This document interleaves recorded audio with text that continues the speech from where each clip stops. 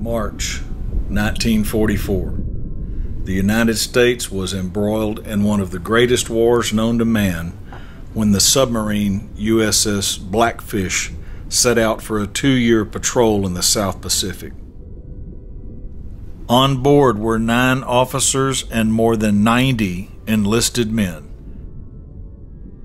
For the next year, they would travel to such places as the Solomon Islands, New Guinea, the South and East China Seas, and finally the Yellow Sea before returning to New York in August of 1945.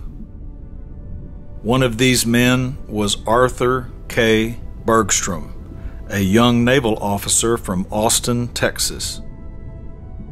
For 3 years, Arthur trained in the ROTC at the University of Texas and was eventually commissioned for service on the Blackfish in February 1945.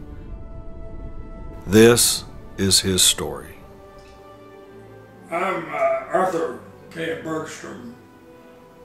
I'm an old farm boy, and grew up right out of Austin, out towards Manor out there. We had a farm, and I went to Austin High School and spent a lot of time with my city cousin, Earl Bergstrom, from the Austin airport's named after. He was in effect my big brother, because I didn't have any brothers, just had a whole passel of sisters. But I graduated from Austin High School and just started UT in 1941, went up there with my $100 and my high school transcript and went into the registrar's office, and then I was a brand new freshman at UT. The Navy at that time decided to put an ROTC unit at UT, so we decided that I would go ahead and got my okay from my parents to go ahead and get in the naval ROTC. Some of the things that occurred during my service were tough. Submarine school, New London, was tough. In fact, we were not losing as many submarines as the Navy had anticipated, so during the course of my schooling, they start cutting off the lower graded kids, guys that were in submarine school with me, so that they kept whittling down the population of the student body there. And out of a harassment situation developed to test you to see if you could withstand the action that would be coming up.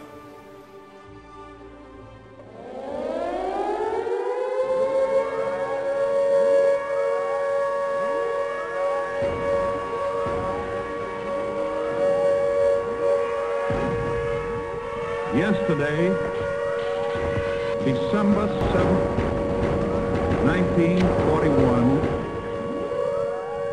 a date which will live in infamy. The United States of America was suddenly and deliberately attacked by naval and air forces of the Empire of Japan. That day, Pearl Harbor Day, we had these workers, this family that worked for us on the farm. I told them about what I just heard on the radio, and the wife immediately started crying, and her husband told me that their son was in the Army and was in the Philippines at the time. And people have forgotten the tragedy of that bombardment, which is amazing to me. They don't even know what happened. They think about, nowadays, they think about the Afghanistan war and 5 people get killed. And back when World War II, they were killed by the 1,000 of our guys, our soldiers and sailors at the time. So it was so different in that respect. I get tears even today about that news when it occurred.